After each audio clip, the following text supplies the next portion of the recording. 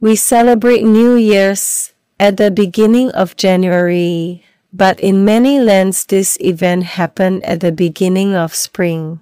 That's a time of new life after all, when plants grow and flowers bloom. In ancient Persia, there was a traditional New Year's feast at the beginning of spring. At the royal palace, artists, craftsmen, and strangers would present their finest skills or treasures to the king. If the king was pleased, he would grant them a fine gift. Near the end of one of these New Year's Day celebrations in Persia, a traveler came before the king. He presented an artificial horse that was richly decorated. "I flatter myself, sir," said the stranger, addressing himself to the king, "that your majesty has never seen anything as wonderful as this. Any capable artist can create a horse such as this one," frowned the king. "Sir," replied the traveler, "it is not its decoration, but its use that makes this horse so exceptional. On his back, I can ride through the air to the most distant part of the earth in a very short time. I can even teach anyone else how to ride the magic horse." This interested the king. "Well, then, on that mountaintop over there," and the king pointed to a mountain over 10 miles away, "there is a palm tree. The branches have a particular quality I happen to like. Go, if your horse is as fast as you claim, and fetch me a branch of it." The stranger mounted his horse. Turning a peg in the neck, away he and the horse flew. In 15 minutes he returned with a palm branch in his hand, and laid it at the king's feet. The king was impressed. At once, he asked to purchase the horse. "Your Majesty," said the traveler, "the artist who sold me this horse made me swear that I would never part with it for money." "What would it take then?" demanded the king. The stranger replied that he would gladly give the horse away if His Majesty would only bestow on him the hand of the princess, his daughter, in marriage. When the royal courtiers heard this extravagant request, they burst out laughing. The king's son, Prince Darius, was astonished, even more so when he saw his father, the king, looking thoughtful, as if he were seriously considering the offer. Stepping up to the king, Prince Darius said, "Forgive me, father. But is it possible you would consider, for a moment, marrying off your daughter, my sister, to gain little more than a toy horse?" In truth, the king was worried that if he refused the marriage request, then another king might get the magic horse. He asked his son to examine the horse carefully and report his opinion of it. At least this would give him more time to consider the matter. Prince Darius approached the horse. The traveler came forward to show the prince how to manage it. But the young prince was in no mood to take instructions from a stranger who had the nerve to try to trick his royal family.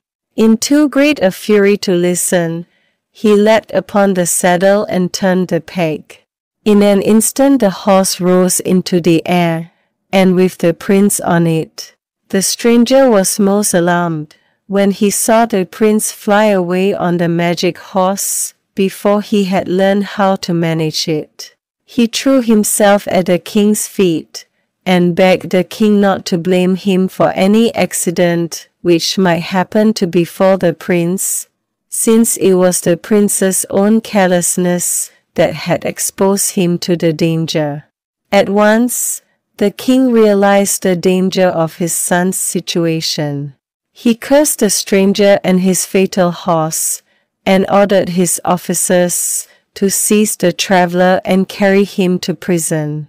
"If my son does not return safely in a very short time," he thundered, "at least I'll have the satisfaction of taking your paltry life."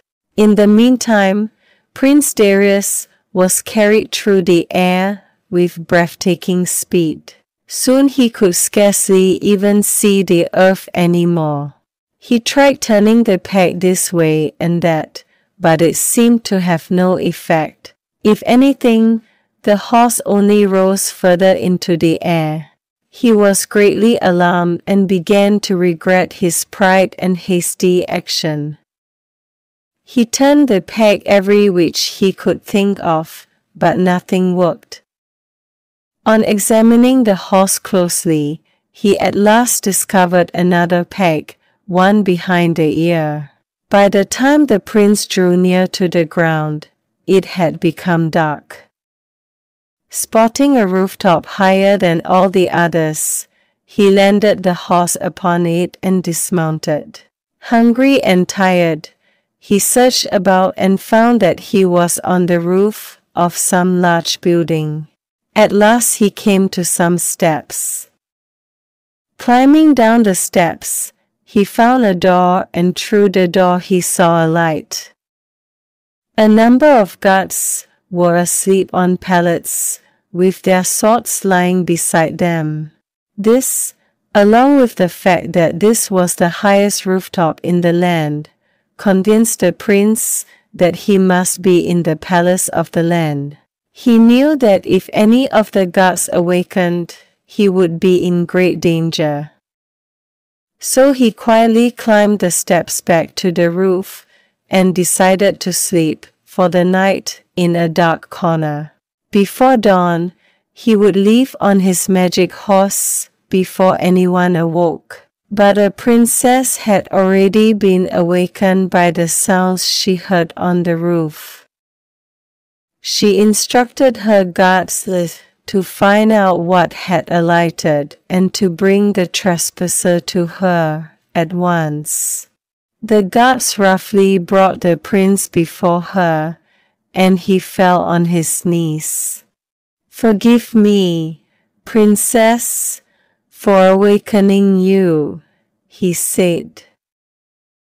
"I am the son of a king, and one who has taken an entirely unexpected adventure, the particulars of which I would be happy to relate to you, if you would allow me." The lady was none other than Princess Nadia, the daughter of the King of Bengal, a regent in northern India of today. Many of her attendants by this time were also awakened.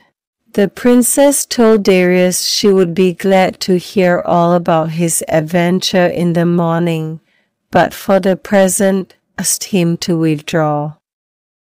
She ordered her attendants to conduct him to a bedchamber and to supply him with food and refreshments. The next day, Prince Darius remained a guest of Princess Nadia. Over the next few days, the two of them got to know each other, and before long they fell in love. One afternoon the prince said to her, "Oh, my princess, everything seems different now. I was thinking about that scoundrel who tried to trick his way into my royal family. He was a no-good louse, to be sure, but he may be in prison or even executed on my account when I know that I was the one who jumped on that horse before he had a chance to show me how it works." The princess said, "Are you thinking of going back now?"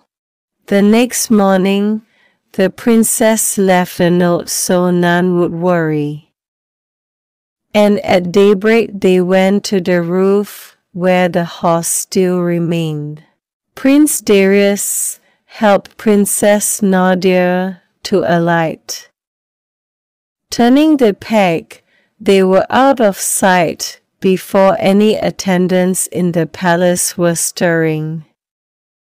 In 30 minutes the prince had arrived at the capital of Persia.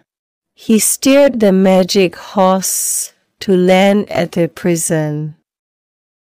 As the prince had thought, the stranger was imprisoned there. And he was nearly beside himself, since his execution was scheduled to take place the very next morning. Determined to see his father at once about the matter, the prince first took the princess on his magic horse to a cottage in the woods not far from the palace. "Stay here while I go to see my father," he said to her. "I'll show him that I'm well, and urge him to hold the execution of the fellow who brought the magic horse. Most of all, I want to tell my father about you. I'm sure he'll prepare a suitable reception at the palace to welcome a princess." He explained to her how to operate the magic horse, in case she might need to flee for safety while he was away. Indeed, danger was lurking even as they spoke. A thief behind the bushes had overheard their conversation, all of it. "What luck," he thought with glee, "a princess alone and a magic horse. I'll take her to the Sultan of Kashmir. He's made it known far and wide he is seeking a bride. What a fine reward I'll get for her." The thief waited for the prince to disappear into the woods. Then he sprang on the princess, mounted the magic horse, and held her securely in front of him. Overjoyed at how easy it all was, he turned the peg exactly how he had seen the prince show the princess to do it, and the horse immediately rose into the air. Astonished was the prince on the ground to hear the alarmed cries of his lady love circling overhead as the magic horse did and dove from inexperienced hands, and he could do nothing about it. He cursed the kidnapper with 1,000 curses. While the king was overjoyed to see his son, and at his request ordered a stay of execution for the seller of the horse, he understood why his son must leave again so quickly. The prince put on the clothing of a beggar and determined never to return till he had found his princess again. The Sultan of Kashmir, in the meantime, was very impressed with the Princess of Bengal. Her distress at her kidnapping only added to her natural beauty, or so his evil mind thought. The Sultan delivered the promised reward and then escorted the princess to his palace. He directed his attendants to bring the magic horse on which they had arrived to the royal treasure for safekeeping. The princess hoped the Sultan of Kashmir would prove honorable and reasonable, and would return her to her beloved Prince of Persia, but she was much disappointed. In fact, the next morning she was awakened early by the sound of trumpets and the beating of drums, which echoed through the palace and city. When she asked the cause of this rejoicing, she was told it was to celebrate her marriage with their sultan, which was to take place later that day. She rose and dressed herself carelessly, and in her whole behaviors appeared to be disordered and wild. The Sultan was soon told of this strange development. When he came to visit her, she put on the appearance of frenzy, flew at him in a rage, and this she did every time he came into the room. The Sultan was much disturbed, and offered large rewards to any doctor who could cure her. But whenever any doctors approached, the princess would fly at them too and beat her fists, so that all began to lose hope for her recovery. During this time, Prince Darius, disguised as a wandering beggar, had been traveling through many provinces, full of grief and uncertain which way to go to find his beloved princess. With nearly all hope gone, he rested on a rock. Then who should happen to pass before him but the very stranger who had brought the magical horse to the New Year's feast, more tattered looking than ever, yet glad indeed to have been released from prison. "And where, may I ask, is the magic horse?" he said to the prince. "Has it proved as unpredictable an item for you as it did to me?" The two sat and shared their troubles. In the way of telling tales, the scruffy man related a story of a princess from Bengal who had become mad on the day of her wedding to the Sultan of Kashmir. As he described the circumstances, a flicker of hope lit the prince's heart. Could this princess of Bengal be the same lost love he sought? He was determined to find out. Arriving at the capital city of Kashmir, he put on the clothes of a doctor. Presenting himself before the Sultan, he claimed that he could cure the princess. "First," said the pretend doctor, "I must see her where she cannot see me." So he was led into a closet, where he could watch her through a hole in the door. She was carelessly singing a song, in which she wailed of her unhappy fate. "Yes," he thought, trying to contain his excitement, "it is my bride." Prince Darius, as the doctor told the Sultan, that indeed the princess could be cured, but he would need to speak with her alone. The Sultan agreed.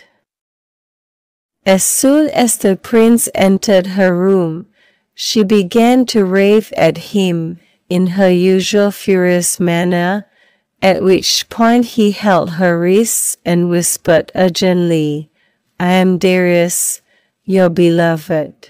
The princess stopped raving at once. The attendants withdrew, delighted at this proof of the doctor's abilities. In more whispers, the prince shared a plan with her. Then he returned to the Sultan. The pretend doctor shook his head and said, "All depends upon a mere chance." You see, the princess, a few hours before she was taken ill, must have touched something enchanted. Unless I can obtain that something, whatever it was, I cannot cure her. The Sultan of Kashmir remembered the magic horse, which was still kept in his treasury. He called for it to be brought to him and showed it to the imaginary doctor. On seeing the horse, the young man said, very gravely, "I congratulate your Majesty. This indeed is the very magic object that enchanted the princess. Let this horse be brought out into the great square before the palace, and let the princess be there. I promise that in a few minutes she will be perfectly cured."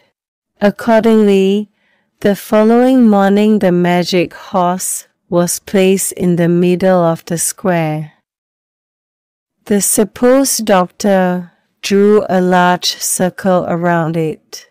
He placed around the circle chafing dishes, with a little fire in each. The Sultan, with all his nobles and ministers of state, watched with great interest. The princess was brought out with her head covered in veils, and led to the middle of the circle. The pretend doctor placed her upon the enchanted horse.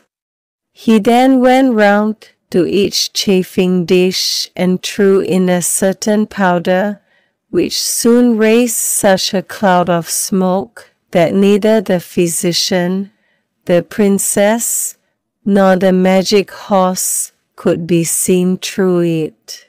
At that instant the Prince of Persia mounted the horse himself. Turning the peg, the magic horse rose into the air. The princess called down, "Sultan of Kashmir, you cannot lose what you never own." And the prince called down, "A bride's heart must be earned. It cannot be purchased." That same day, the Prince of Persia and his beloved princess arrived safely at the Persian court. The father rejoiced at the son's return and immediately ordered a wedding celebration with the greatest splendor that had ever been seen in that land. And so the prince and princess lived together happily ever after.